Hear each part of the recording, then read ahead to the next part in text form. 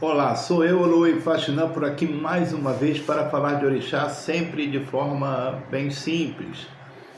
Hoje vou continuar respondendo a comentários, porque se não fosse o comentário de vocês, né, me escrevendo no Zap ou aqui no canal, sabe, ia ser muito difícil, tá, a gente preparar, né, esses vídeos. E com essa ajuda fica mais fácil, né? A gente vai direto ao interesse, né, daquela pessoa nesse primeiro momento, mas vai servir a muitos de nós aqui, né, esse bate-papo. Então, continue deixando a sua mensagem, porque para mim é de grande valia para construir esses vídeos que a gente vem postando ultimamente. E a pessoa me pergunta sobre jogo de búzios, né? E no começo desse canal sempre foi voltado para o oráculo, né? Para o jogo de búzios. Falamos do primordial, de obstáculo e de uma série de outras coisas que fazem do jogo de búzios, né, algo importante para aqueles que buscam esse conhecimento. Mas se você está passando aqui pela primeira vez, dê uma olhada nos nossos vídeos, se achar interessante, se inscreva no canal e aperte lá o sininho das notificações. E a todos, meus muito obrigado, e continuem deixando um like, compartilhando os nossos vídeos, comentários, porque é sempre muito importante a gente manter orixá nessa atividade de internet. Bom, a pessoa me perguntou assim: para que serve o jogo de búzios? Né? Serve para quê? E eu pensei bastante antes de responder, porque que é uma continuação nesse comentário.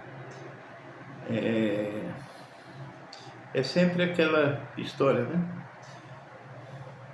Se macumba fosse boa, o campeonato baiano terminava empatado, né? Então as pessoas têm sempre as suas descrenças e a gente tem que estar por aqui sempre levando, né, sempre em bom tom, essa condição de estar aí passando, né, conhecimento de orixá de forma tranquila e simples para que todos possam entender. E não vai ser diferente com o vídeo que a gente começa a conversar a partir desse momento. Bom, quando a gente joga búzios para uma pessoa, né, nós estamos ali examinando um caminho único e exclusivamente para aquela pessoa. Alguns olhadoras do jogo, Pai de Santo, Mãe de Santo, Babalagoas, às vezes ficam muito presos, né, ao mito, tá? E usam frases de efeito, sabe? Isso às vezes deixa as pessoas meio assim, em dúvida, né? Quando se refere ao mito, está contando uma história de 5.000 anos e não traz para a realidade da pessoa. Então, fica mais confuso ainda, principalmente para alguém que não está inserido dentro desse contexto. Mas quando você joga búzios para uma pessoa, você joga para ela e as orientações que você está passando para essa pessoa, ela vai abranger toda a sua estrutura familiar, tá? Ela tem que levar essa mensagem para ela e através dela chegar aos seus familiares ou aquelas pessoas mais próximas, porque ela precisa de um ajuste, ela precisa de uma mudança, tá? E essa mudança, isso acontecendo, os aconselhamentos sendo corretos, aqueles que estão à volta, mais intimamente ligados a essa pessoa, perceberão. Isso é bom para a religião? Também. Mas é bom principalmente para ela. Então, quando se faz uma leitura, tem que se fazer direcionado para erguer aquela pessoa, para que ela abandone algumas coisas que são ruins e ela insiste, sabe? Ou a maneira com que ela lida com trabalho, dinheiro, se aquilo está sendo prejudicial na sua relação afetiva, você precisa levar esse entendimento para que ela perceba dentro de si e a partir dali provocar uma mudança.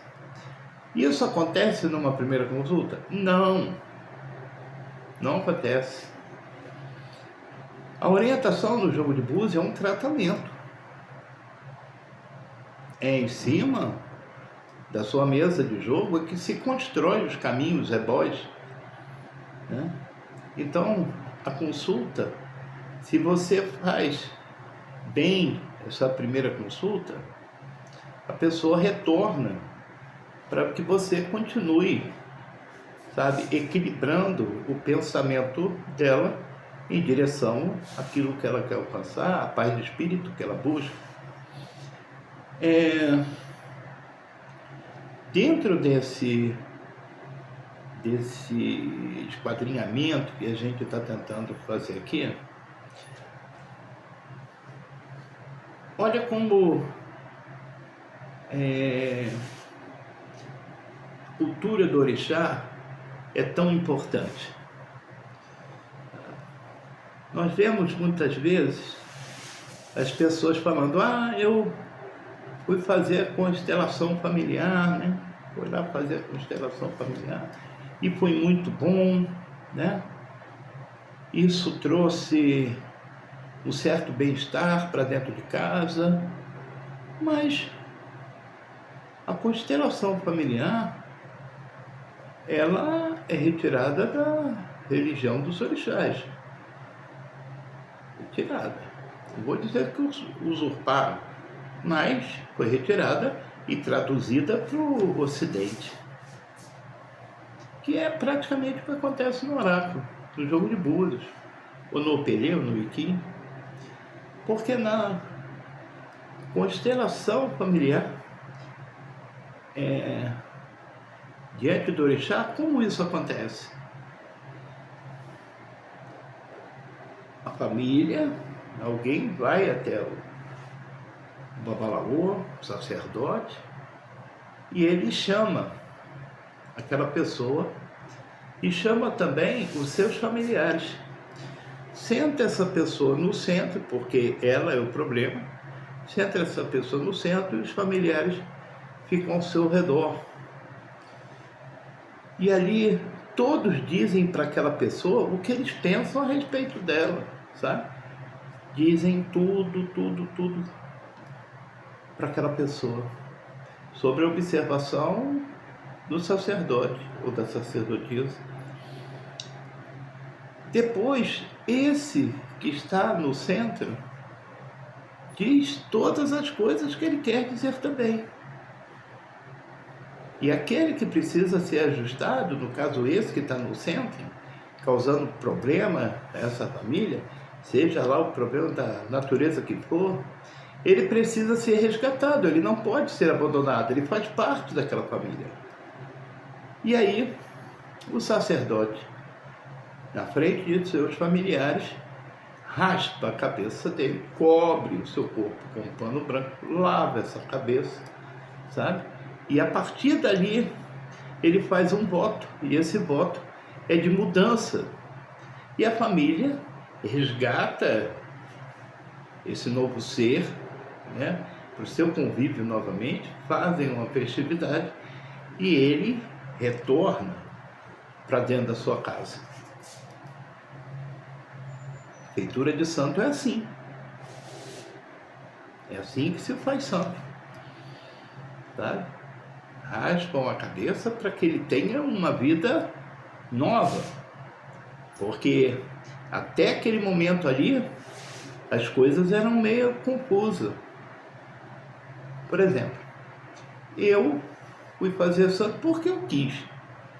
Achei o oráculo interessante, queria aprender, tinha que ser raspado, fui lá fazer santo. Mas só depois de fazer santo, eu percebi que eu não fui para lá em função disso.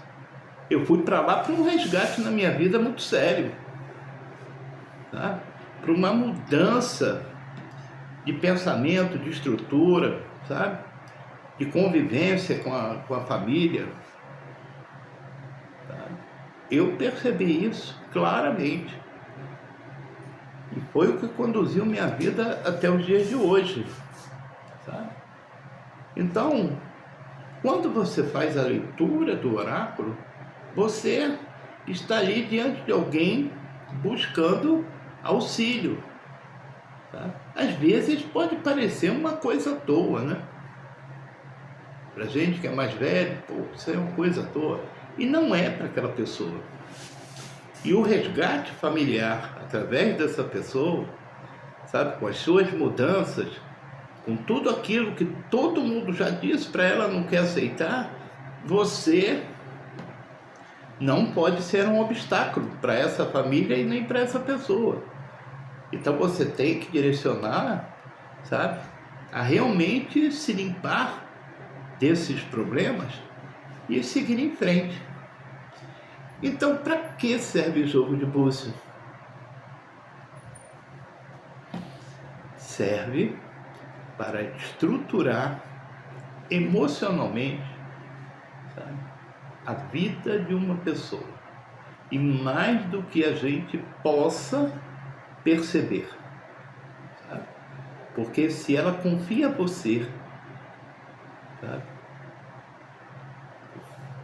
aquela condição de você estar olhando, além do sigilo do jogo, você tem que ser amoroso com essa pessoa, por mais pesada que seja a situação. Mas você precisa ser amoroso, como o sacerdote, o outro sentado lá no meio, que chamam no ocidente de constelação familiar, todos ali falando tudo que pode, né? E enfia no meio disso outras coisas também, né? E o sacerdote ali equilibra. Então a função do sacerdote é equilibrar todo esse processo. O jogo de búzios, ele é um intermediário dessa fala, né? Desse momento que a gente vai falar alguma coisa para alguém. Então o jogo de búzios serve para resgatar a vida das pessoas. Axé, muito obrigado, gente.